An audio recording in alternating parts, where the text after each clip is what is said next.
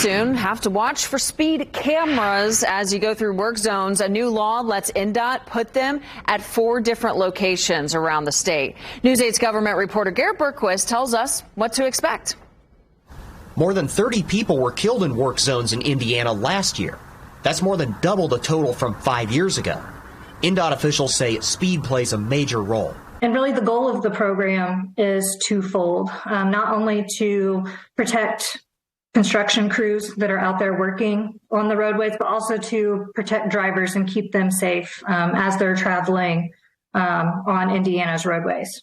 Officials say they'll put the cameras in 4 different work zones. They haven't yet decided which ones. You would have to go at least 11 miles per hour over the speed limit before they photograph your license plate. You'd get a written warning for your first violation. A second violation carries a $75 fine, and you'd pay $150 for every violation after that. The program is supposed to last 5 years. I've got land in Arizona to sell you on an ocean, if you believe that. My biggest concern about it is it will not stay confined to a pilot program. State Senator Aaron Freeman says Indiana should instead hire more state troopers, and prosecutors should better enforce traffic convictions.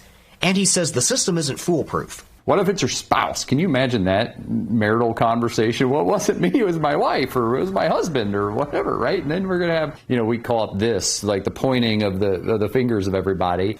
INDOT officials say they're still working out how they'd handle that situation. The law's author says not to worry about it. If I have one of my kids or a grandchild or one of my employees driving a vehicle at minimum 11 mile an hour over in an active work zone, that's something that I want to know. And I'm not going to receive a citation for it. I'm going to get a warning. And honestly, I'm going to have a conversation with that person that I loaned my vehicle to. INDOT will have to submit a report to lawmakers by July 1st of 2028 on the speed camera's effectiveness.